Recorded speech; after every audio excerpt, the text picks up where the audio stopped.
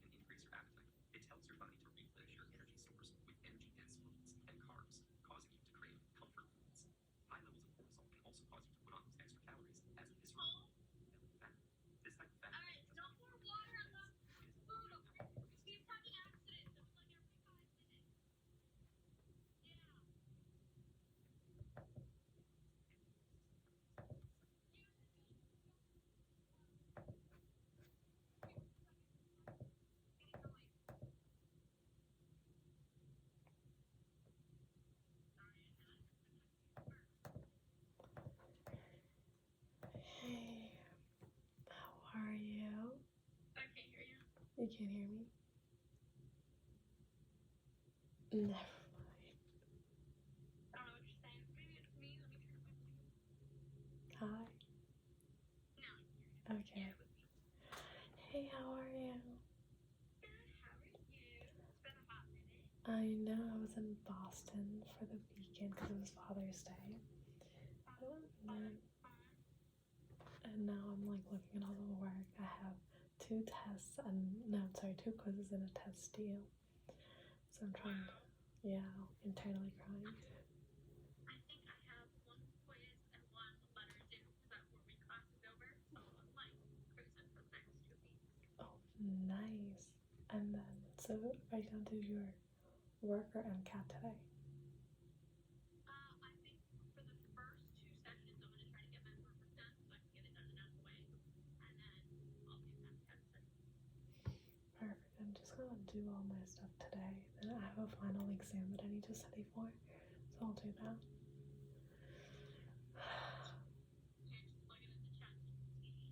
I can. I try. ChatGPT gives me the wrong answers. I hate that. I know. How was your weekend?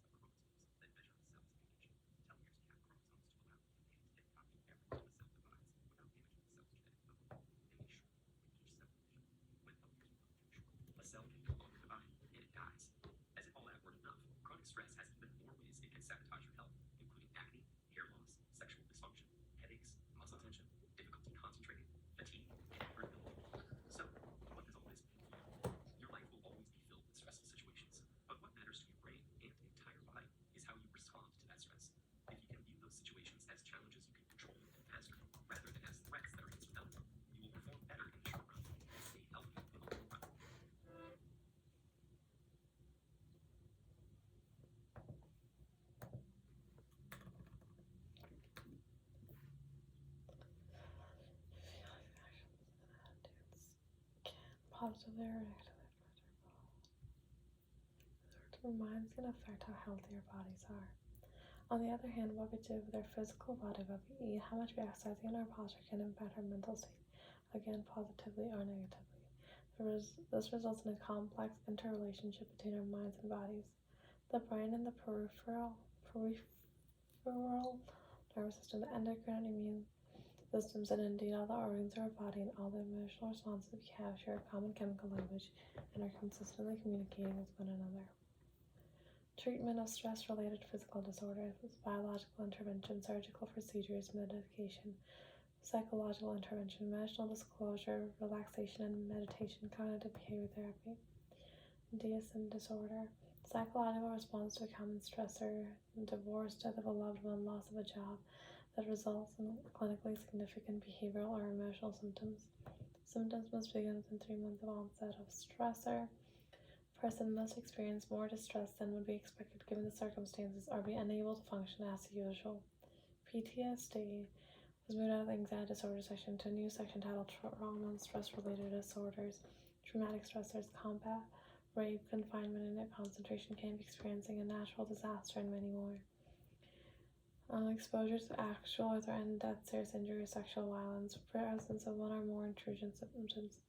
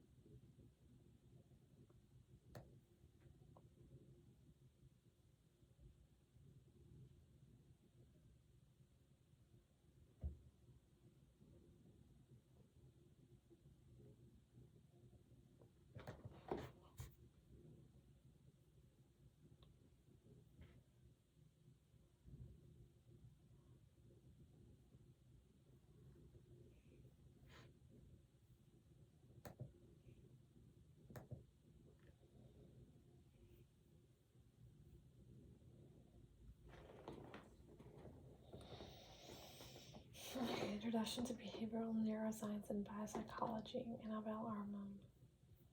What is behavioral neuroscience? It applies the principles of biology, chemistry, physiology, genetics, and psychology to understand the neural mechanisms of behavior in humans and other animals.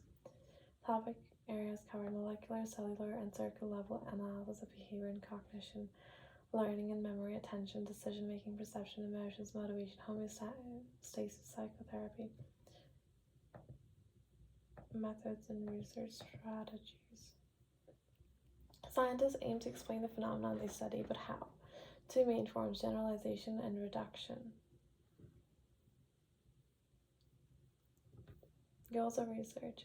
Generalization, drawing broad inferences based on particular observations. Particular instances of behavior are explained as examples to general laws which they deduce from their experiments. Most psychologists deal with generalization. Reduction, defining complex phenomenon in terms of simpler ones. Most psychologists deal with reduction. Modern history, psychologists who combine experimental methods of psychology with those of biology and physiology. Apply these methods to issues that concern all psychologists, such as perception, emotions, learning, and language. Antiquity. I don't even know what this means.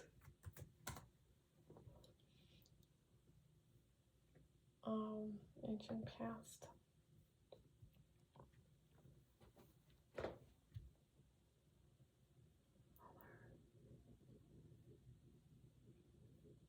Darwin.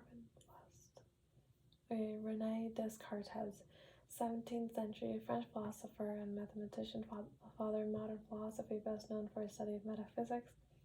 His speculations about the roles of the mind and brain in the control of behavior provides a good starting point in the history of behavioral neuroscience. First, it suggests that a link exists between the human mind and its physical housing, the brain. Sense organs of the body supply the mind with information about what is happening in the environment and the mind. Using this information controls the movements of the body. Believed the interactions between mind and body took place in the penile body, a small organ situated on top of the brainstem buried beneath the cerebral hemispheres. As we now know, many of the details of Descartes' physics failed to stand the test of time, but very impressive for his time.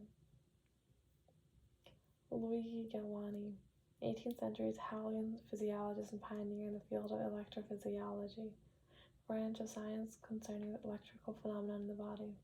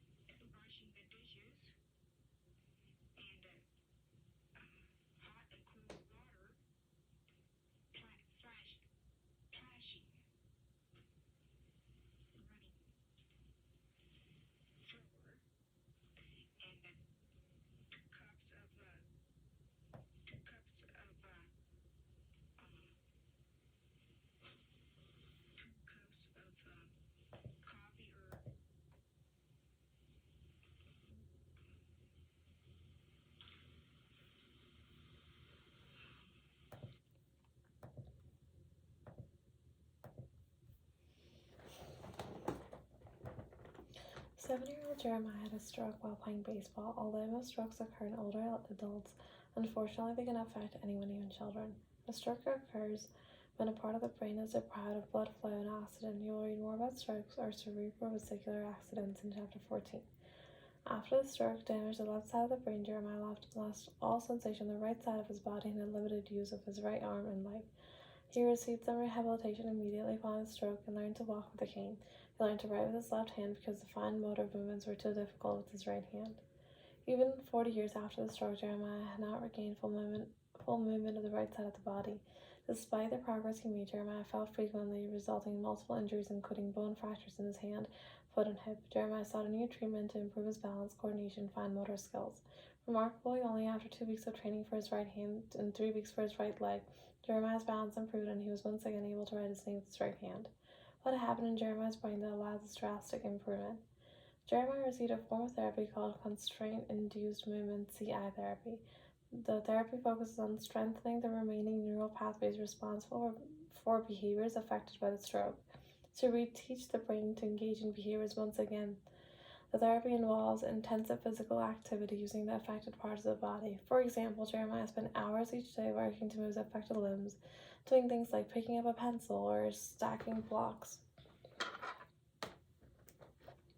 To force Jeremiah to work with his weaker right hand, therapists used mitts to cover his left hand.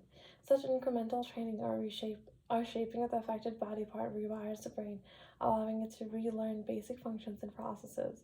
This kind of rewiring of the brain is known as plasticity, or the ability of the brain to change over time. Due to the plasticity of the brain, Jeremiah, after hours of intensive practice, was able to regain much of his motor control that has been lost decades before during the stroke he experienced as a child.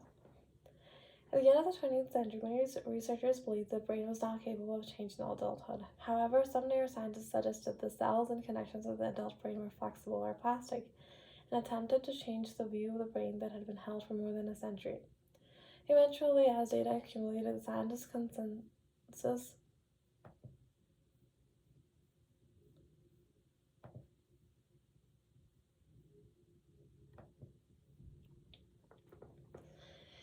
became that the adult brain continues to experience neural changes. Regions of the adult brain in many species produce new cells called neurons throughout a lifetime. Researchers currently strive to better understand neurogenesis, the generation of new neurons. However, understanding of this phenomenon and others in the brain research remains incomplete. For example, new research reported little to no evidence of neurogenesis in the dentate gyres of the hippocampus, an area of the brain typically associated with neurogenesis of adult humans, and suggested that neurogenesis in this region declines throughout childhood in interspecies. In contrast, other researchers report evidence that generation of these cells continue throughout the human lifespan into older adulthood. The neuroscience community is actively engaged in understanding these apparently conflicting results. Behavioral neuroscience is a dynamic and ever-changing field. As you read this text, consider not only the facts, but also the research processes that used to obtain those facts and the exciting possibility that there is still much to learn of the brain and the nervous system. The last frontier in the world, and perhaps the greatest one, lies within us. The human nervous system makes possible all that we can do, all that we can know, and all that we can experience. Its complexity is immense, and the task of understanding it and studying it dwarfs all previous explorations our species has undertaken.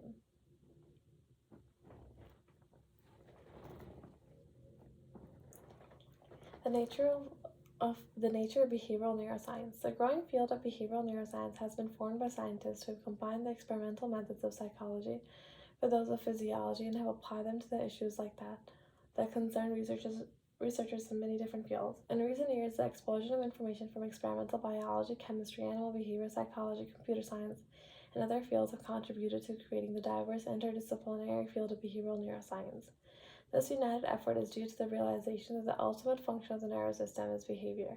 Research in neuroscience includes topics in perceptual processes, control of movement, sleep and waking, reproductive behaviors, ingestive behaviors, emotional behaviors, learning, and language. In recent years, we have begun to understand the neuroscience and underlying human pathological conditions such as substance abuse and neurological and mental disorders. These topics are discussed in subsequent chapters of this book.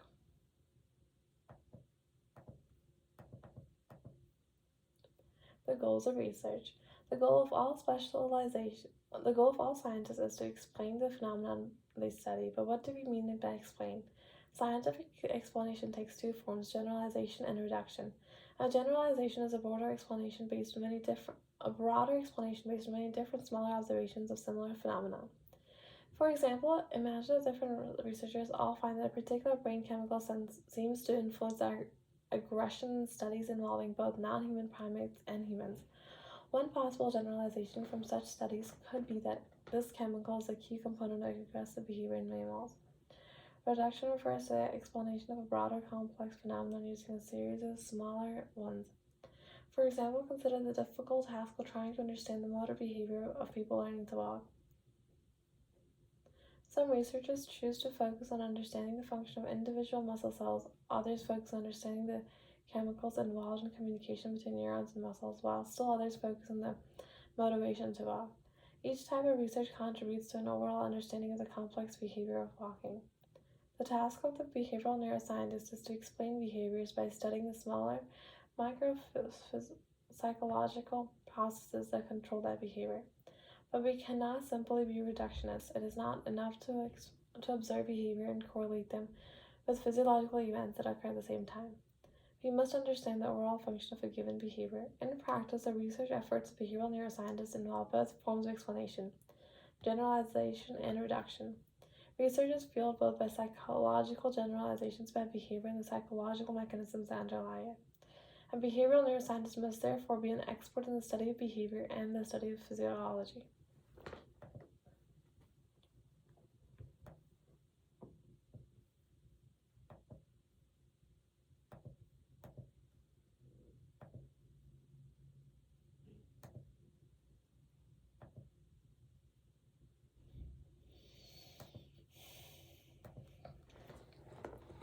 Biological roots of behavioral neuroscience. From the earliest historical times, human beings have believed that they possess something intangible that animates them, a mind or a soul or a spirit. We each also have a physical body with muscles that move it and sensory organs such as eyes and ears that perceive information about the world around us. Within our bodies, the nervous system plays a central role of receiving information from the sensory organs and controlling the movements of the muscle. But what role does the mind play? Does it control the nervous system? Is it a part of the nervous system? Is it physical and tangible like the rest of the body, or is it a spirit that always remains hidden? This puzzle has historically been called the mind-body question.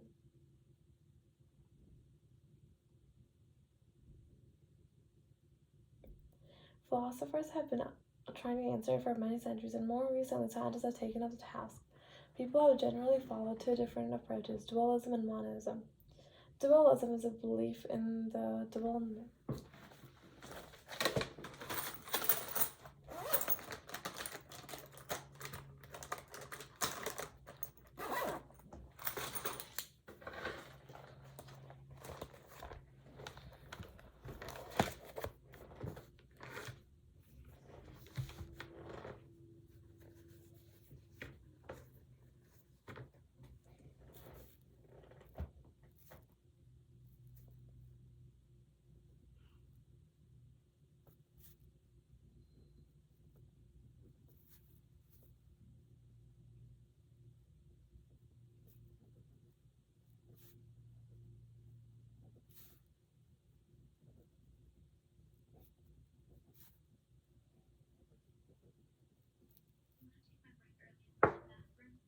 Okay.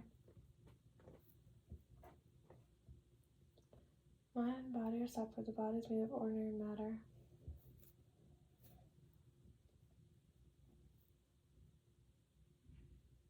But the mind.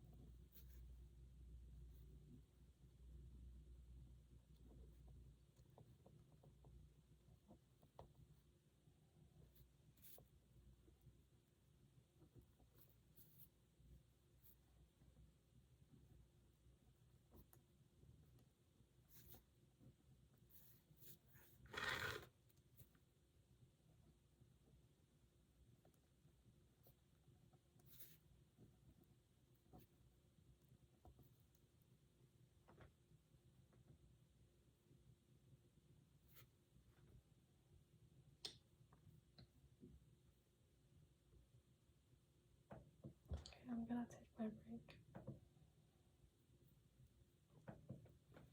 I'll be right back in 10 minutes. Or, 2 minutes. Oh.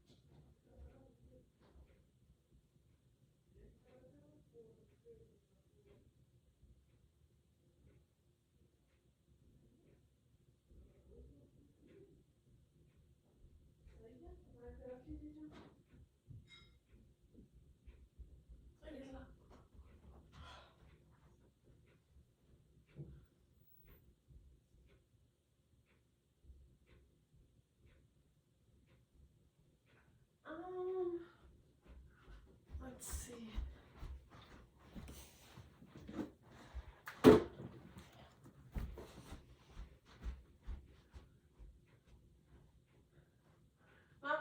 मैंने योग सीधा से करना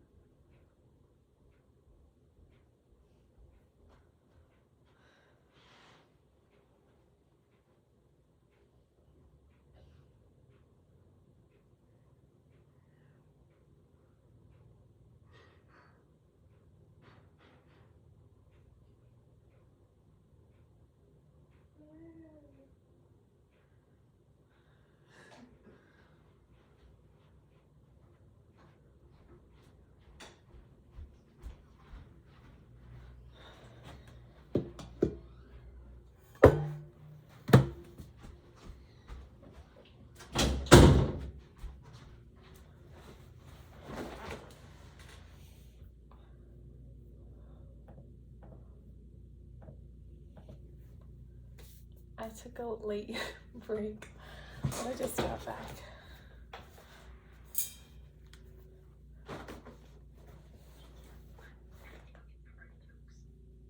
I've never had olives in my life. I started eating them like when we first started studying together. Yeah. And I've become so addicted. I think I have like at least one a week. That's not bad. One a week is not bad. I mean, it's literally essentially just like water. Like it's kind of like a Brussels sprout, but you only get like this much meat in every petal.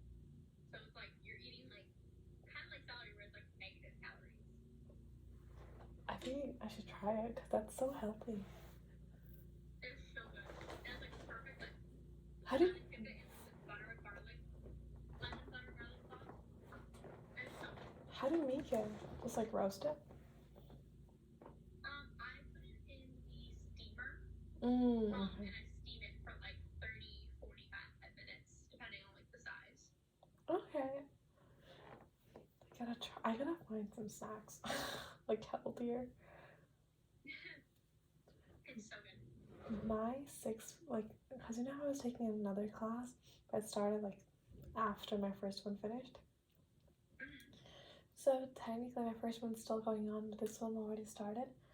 So, and it's like, she said that you should be able to commit like 50 hours a week for my class, and I'm like,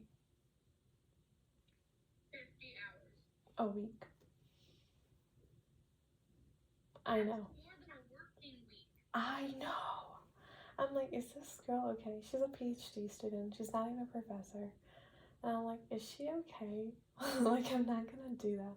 She has like has she not been a student herself? Like exactly, and she has like several like lectures that are like hours long for us to watch, and an assignment is due every 2 days, and she doesn't open them beforehand either.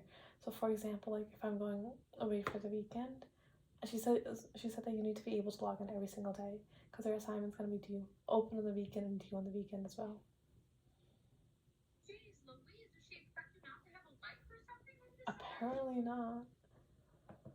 I get that you signed up for summer classes, but at the same time it's like I have a life. It's still summer. Exactly. And this is like way too much. Like way too much. But it's a class of neuroscience too, so it's complicated and I understand why. But also it's still too much. That sounds insane. And so like this is the first week, and she like told us to read 2 or 3 chapters and do the practice problems at the end as well, and send a copy of that. Yikes. So I'm gonna die. I hate that for you. I know, me too. I really thought I was gonna have an easier time now.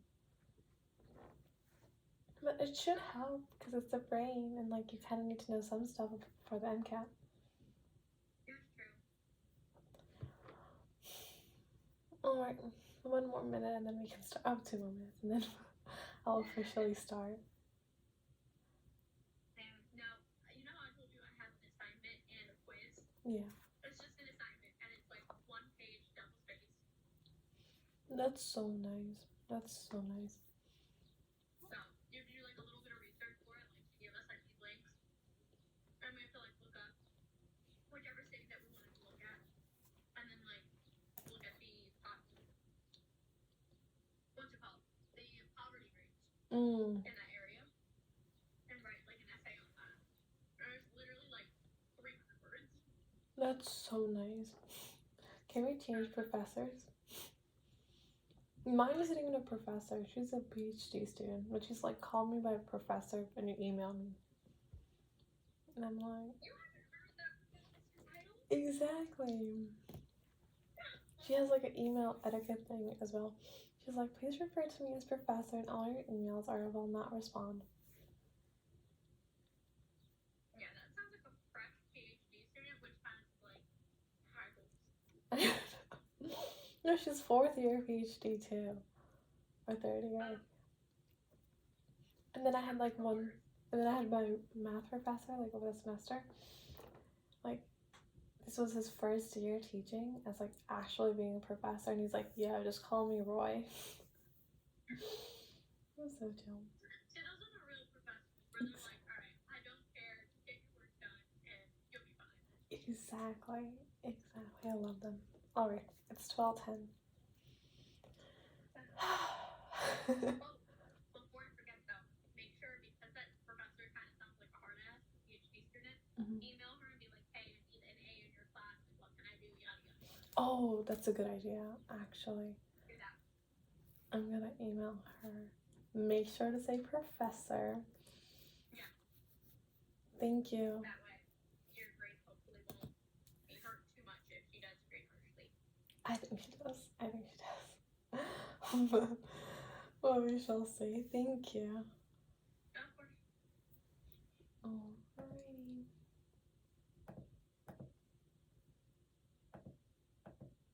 I'm gonna put myself on mute because I had to listen to one of the lectures now. Me too. I'm watching the show while I write my essay. Okay.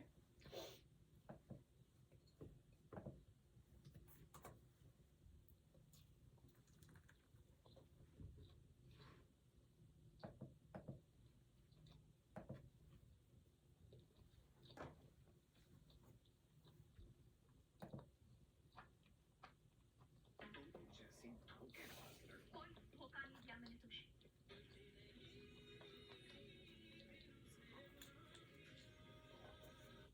मैंने तो सुना था कि लोग बीमार हैं,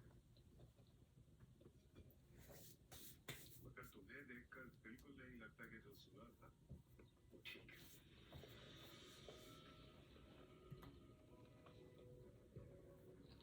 तेरी उस्तादियों की तरह बात मत किया करो. तो फिर किस तरह बात करूं तुमसे?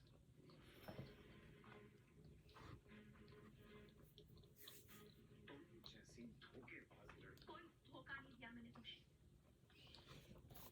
मेरे सामने खड़ी होकर तुम मुझे ही झुठलाओगी. मैं झुठला नहीं रही. बता रही. तुम मुझसे प्यार करते होगे. मैं तुमसे प्यार नहीं करती.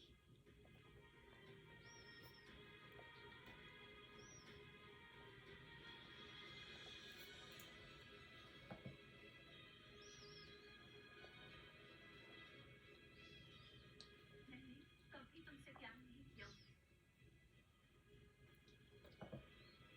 तुम सिर्फ मेरे एक अच्छे दोस्त थे. दोस्त से बढ़कर ना कभी तुम्हें कुछ समझा और ना ही कभी तुम्हारे लिए कुछ महसूस किया.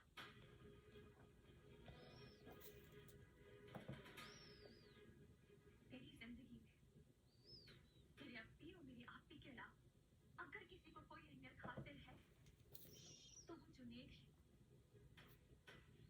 मैंने प्यार सिर्फ जुनेद से किया है क्योंकि मैं उन लड़कियों में से नहीं हूँ जो शादी से पहले ही किसी को अपने दिल में बसा ले.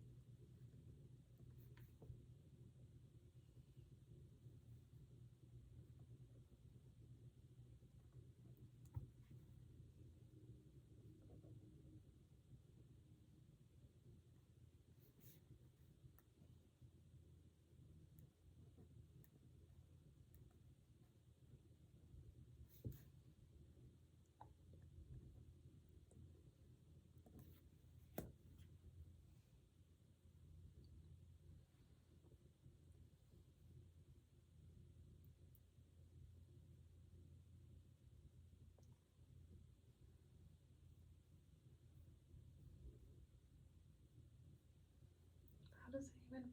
How does a human brain compare to the brains of other animals? In absolute size, our brains are dwarfed by those of elephants or whales. However, we might expect such large animals to have large brains to match their large bodies. Indeed, the human brain makes up 2.3% of our total body weight, while the elephant brain makes up only 0.2% of the animal's total body weight, which makes our brain seem very large in comparison. However, the shrew, which weighs only 7.5 grams, has a brain that weighs 0.25 grams or 3.3% of its total body weight. The shrew brain is much less complex than the human brain, so neither brain size nor proportion to overall body mass tells the whole story. Ultimately, although bigger bodies require bigger brains, the size of the brain does not have to go up proportionally with that of the body. What counts as far as intellectual ability goes is having a brain with plenty of neurons that are available for behavior, learning, remembering, reasoning, and making plans. Besides varying in size, brains also vary in the number of neurons found in each gram of tissue. Herculana Hozoli et 2007 compared the brains of several species of rodents and primates and found that primate brains, especially large ones, contain many more neurons per gram than rodent brains do. Among non-primitive mammals, this research group recently reported greater numbers of cerebral cortex neurons in dogs compared to cats. Of the 8 species investigated, the group reported the greatest number of cerebral neurons in a golden retriever, 627 million neurons, followed by a lion and a raccoon. In comparison, the cerebral cortex of the cat contained 250 million neurons. One key element is the evolution of a large human brain is the slowing of the process of brain development, allowing more time for growth.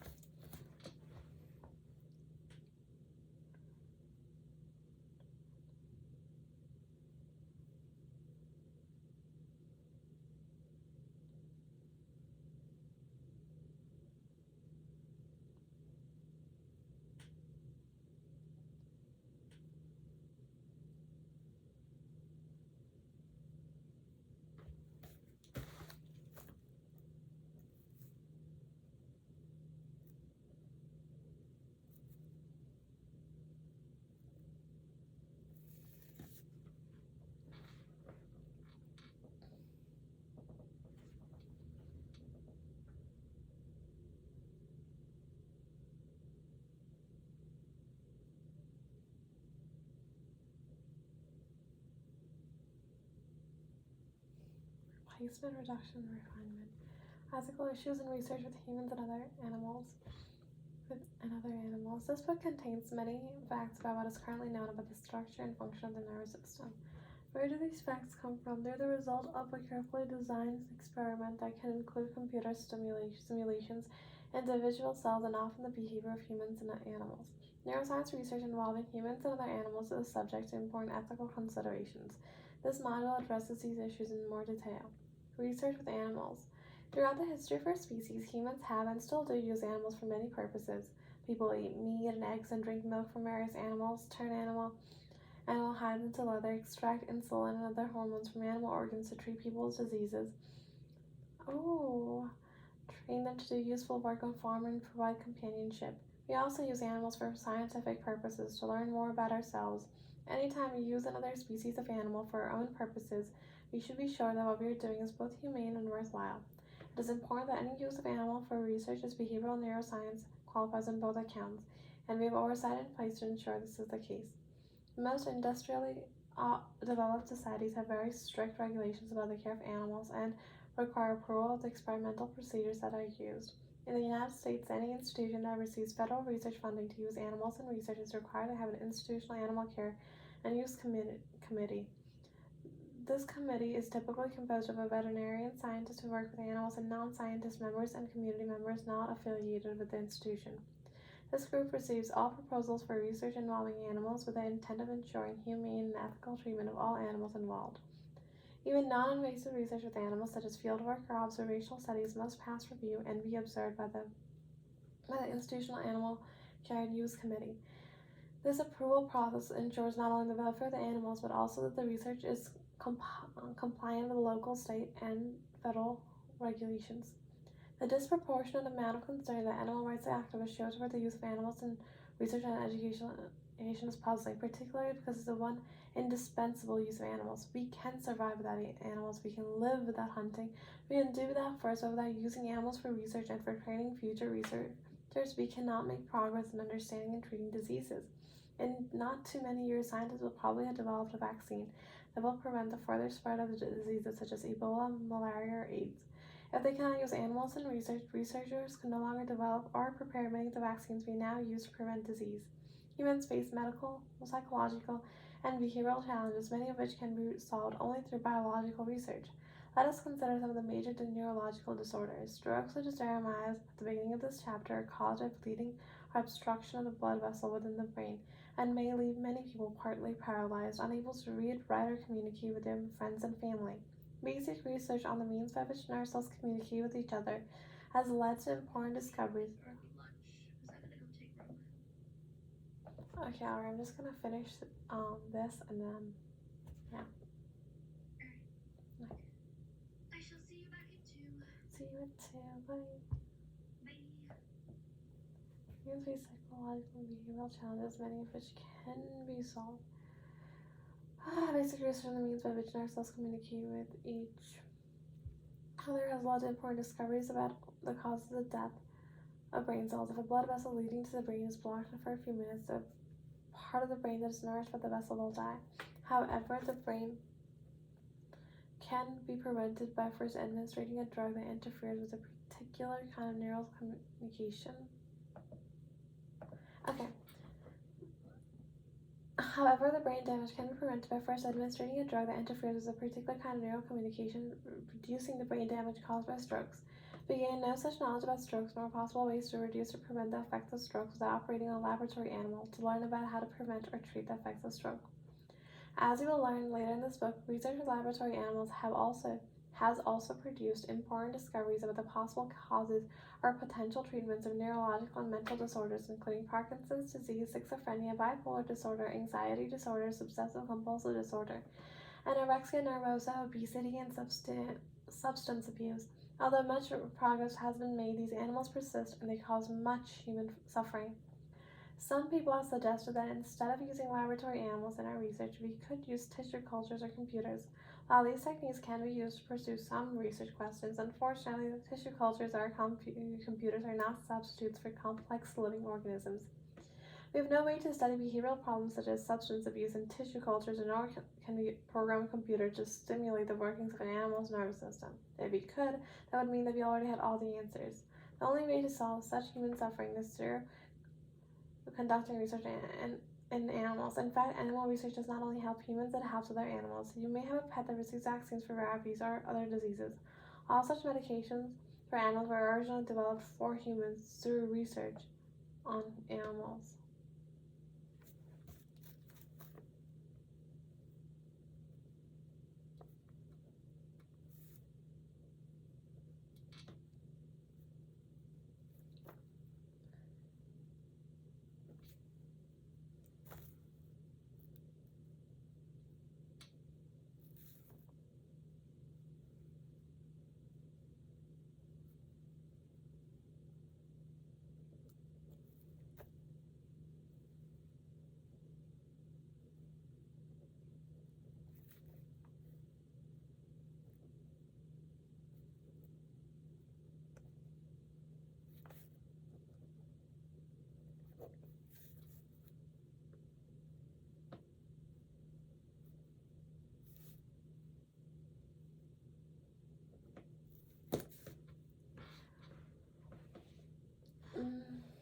Research with humans.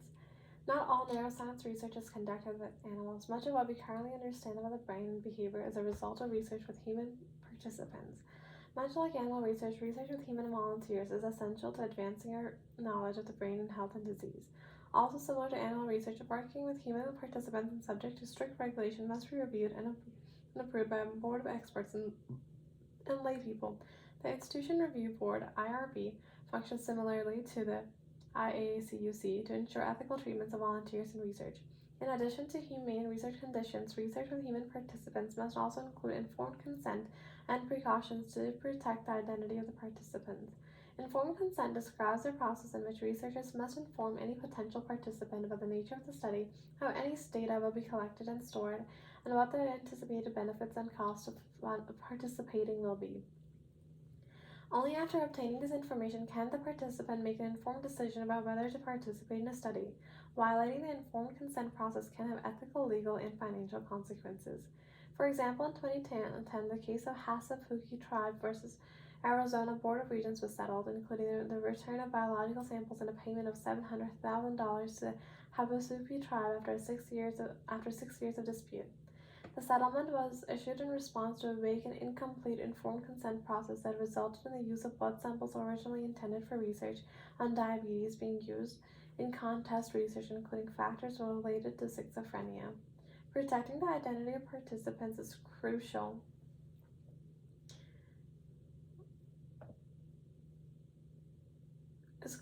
for all research with human participants, and particularly involvement in behavioral neuroscience research investigating potentially sensitive topics. For example, the use of illicit drugs in studies of brain changes in substance abuse and treatment development.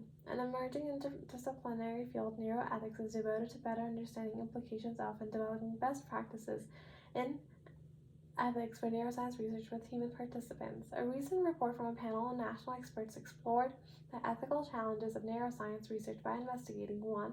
Neuroimaging and brain privacy, 2. Dementia, personality, and changed preferences, 3. Cognitive enhancement and justice, and 4. Deep brain stimulation research and the hotly debated ethics of psychosurgery, Presidential Commission for the Study of Bioethical Issues 2014.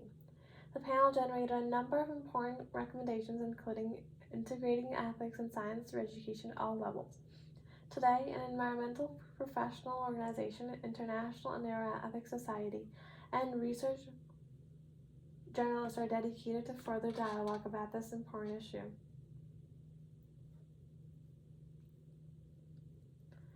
Careers in behavioral neuroscience and strategies for learning. What are the best ways to learn about the diverse and exciting field of behavioral neuroscience?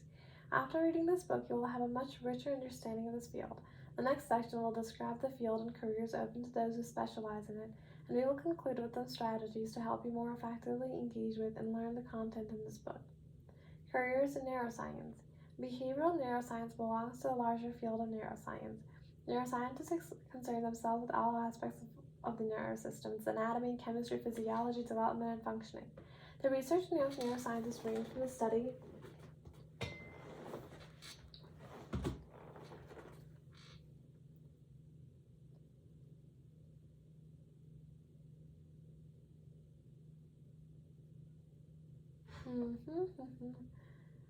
from the study of social behavior. Behavioral neuroscientists study all behavioral phenomena that can be observed in humans and animals. They attempt to understand the physiology of behavior, how the nervous system interacts with the rest of the body to control behavior. They study such topics as sensory processes, sleep, emotional behavior, ingestive behavior, aggressive behavior, sexual behavior, parental behavior, and learning and memory. They also study animal models of disorders that afflict humans, such as anxiety, depression, obsessions and compulsions, phobias, and schizophrenia. Although the original name of the field described in this book was physiological psychology, several other terms are now in general use, such as biological psychology, biophysiology, psychobiology, and the most common one, behavioral neuroscience. Two other fields often overlap with that of behavioral neuroscience: neurology and cognitive neuroscience. Neurologists are physicians who diagnose and treat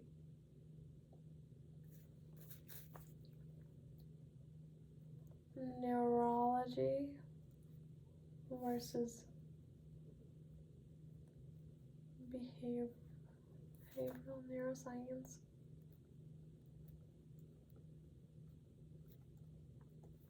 Versus cognitive neuroscience.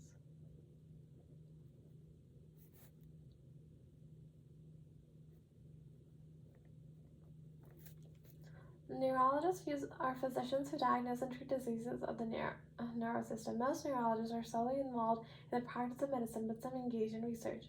They study the behavior of people whose brains have been damaged by natural causes, using advanced brain imaging techniques to study the activity of various regions of the brain as a person participates in various behaviors. This research is also carried by cognitive neuroscientists, researchers with a PhD, usually in psychology, and specialized training in the principles and procedures of neurology.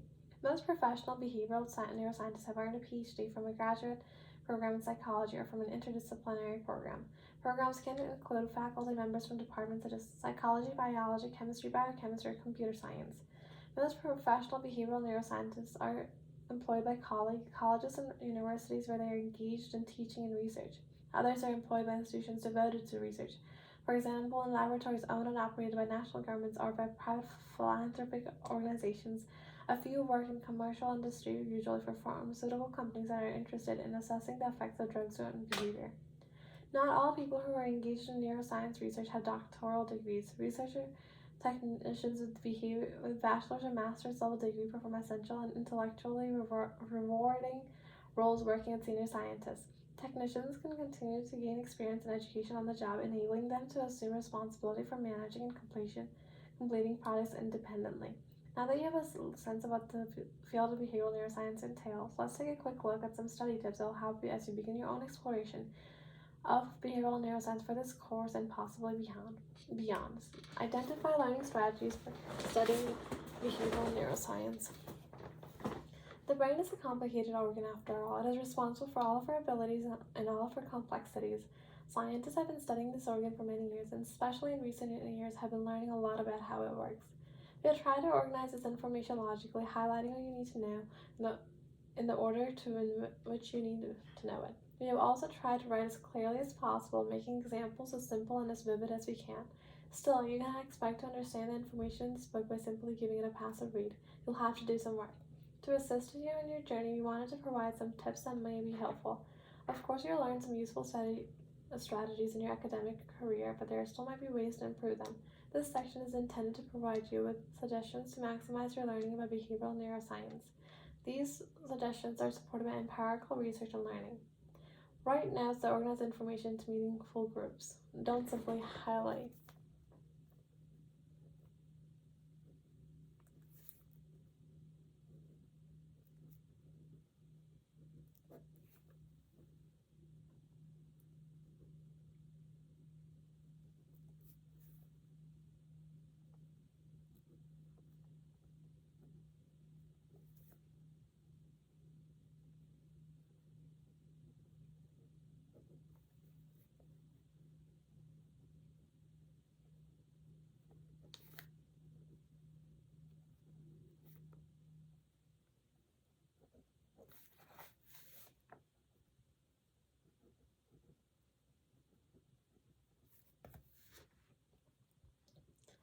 Linking information to prior knowledge is an important means for learning. This will require thinking about new information and actively linking it to your current knowledge. Highlighting or underlining without combining the information to your own notes is passive and does not facilitate learning retention.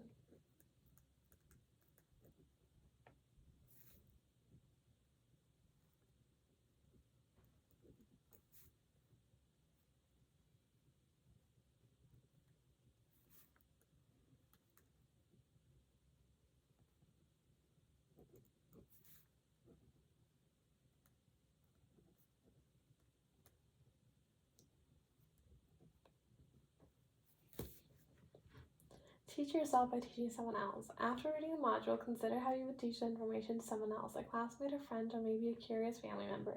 This activity will help you to think of the most important aspects of the module. Found that students who prepare to teach other students about the content of a complex reading assignment performed better on a latter test than students who had prepared themselves for a test on the reading. Even better, students who taught content to another person and students who taught the lesson from memory experienced teach a lesson from memory without notes. From memory.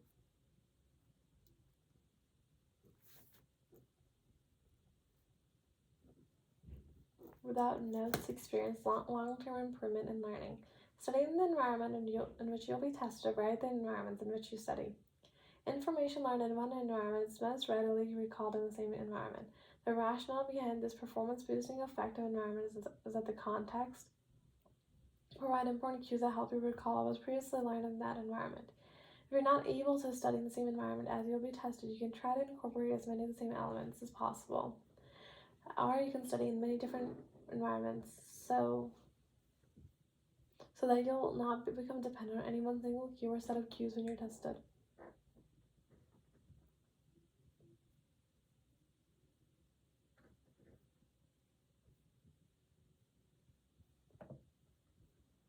Study with the absolute minimum of distractions. Your brain works best when it focuses on one challenging task, like learning about neuroscience.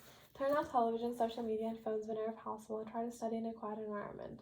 Assign college students to 3 groups: reading in silence, reading of the TV show playing in the background that students could ignore, and reading of the TV show playing in the background that students would later be tested on, that they would be sure to pay attention to both the TV show and their assigned study material. As you might expect, students who try to read and pay attention to the TV show perform the worst on the test. Don't cram. Spread out your study lessons. Studying the information in 2 shorter but separated sessions leads to more effective recall than studying in one long session. Instead, plan to study something new once, then study it again a different day before being asked to recall or apply it on a final test or assignment.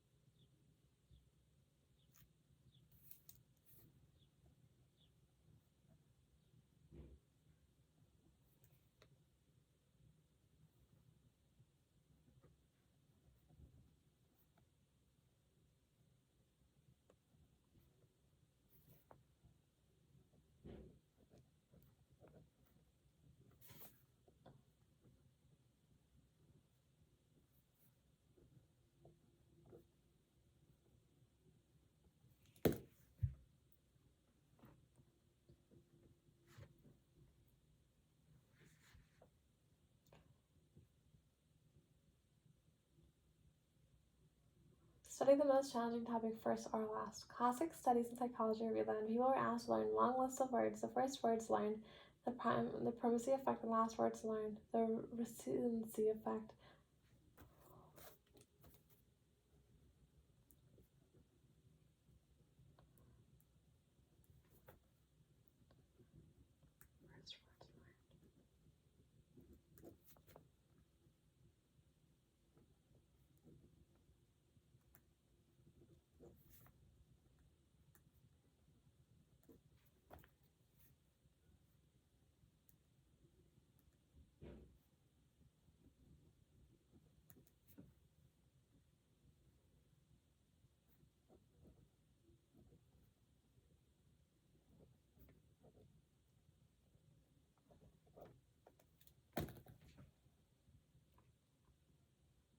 The same principles can hold true for learning about behavioral neuroscience. For example, if you're reading about the cortex, the thalamus, and the meninges in Chapter 3, and you already know most of the parts of the meninges, but are not feeling confident about your understanding of the cortex and thalamus, plan to study the cortex first and the thalamus last.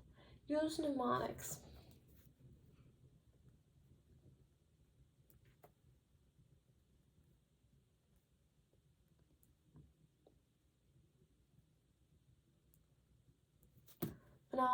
Mnemonics are shortcuts for helping retain new information. For example, you could try story chaining by inventing a short story to link together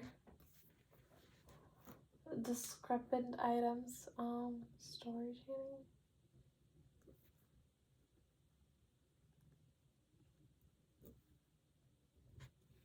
Method allows you to use images of physical locations, enabling you to position items along an imaginary walk.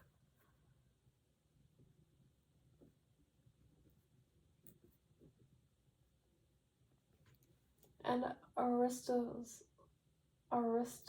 to use a word to represent a list.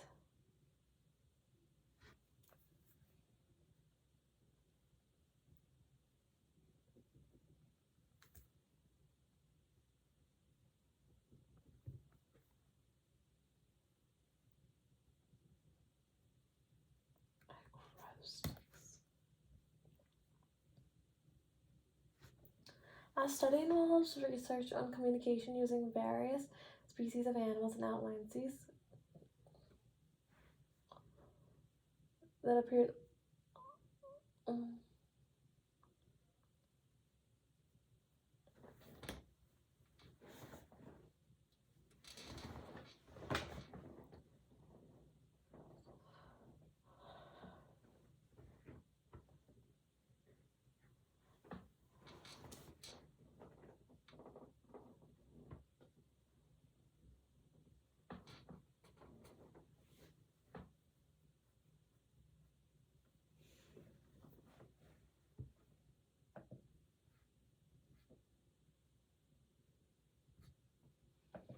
Alright, so that's done.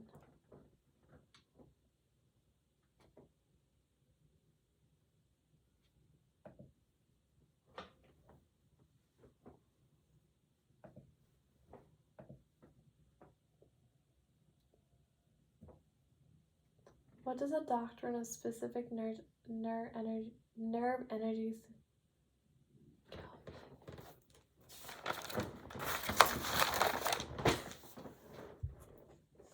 Okay, y'all. How the nervous system is connected to the body and behavior.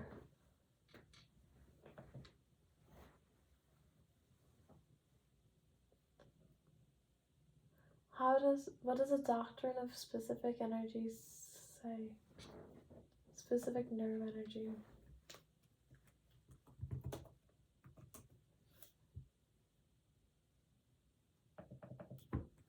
Okay, nerve energies.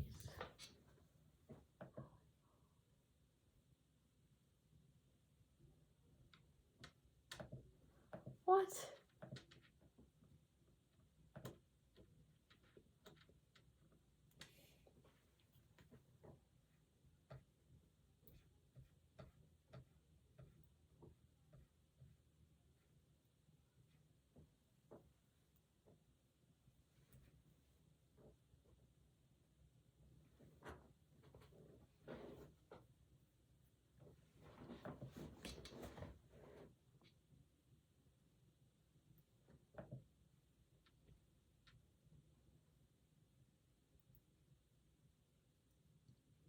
Most important contributions to the study of the physiology of behavior. Observation that although all nerve cells carry the same basic message, and electrical impulse nerves are modulated specific.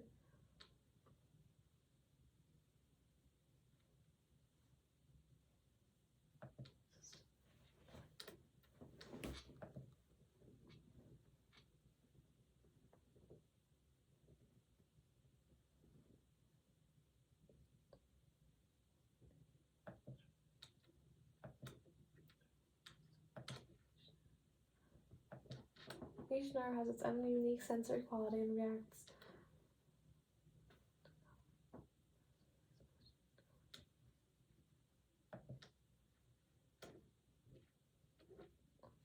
Removal of brain regions from non-human species to understand the function of those structures is called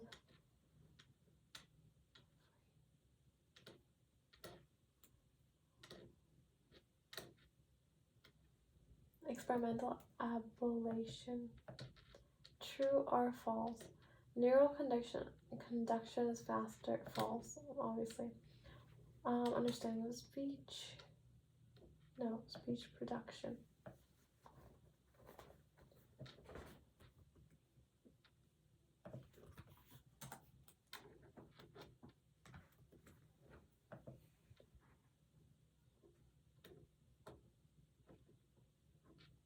I don't trust this. Porco's area.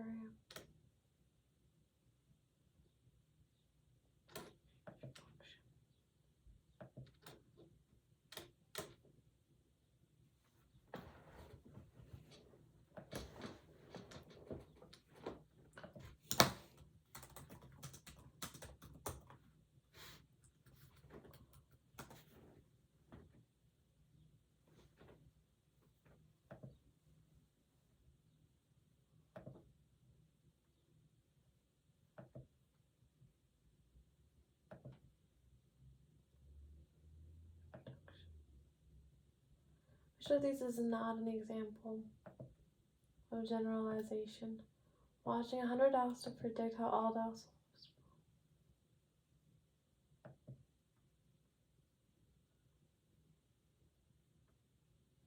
What does Friska and Hitzig discover about the brain? Fretzig and Hitzig. Fretzig and Hitzig. Found stimulation of different portions of a specific region of the brain cause contraction of specific muscles on opposite sides.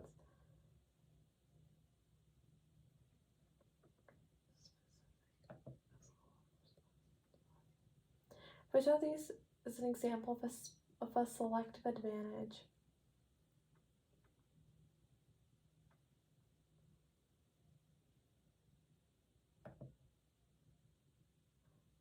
What came up?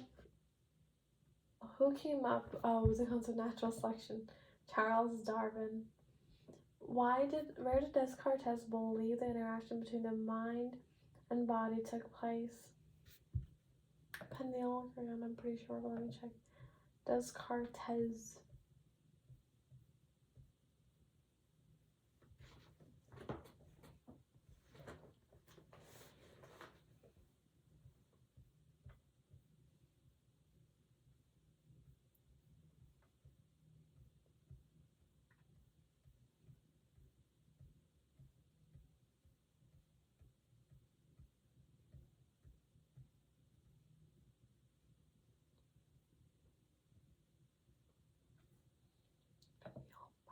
Pineal gland.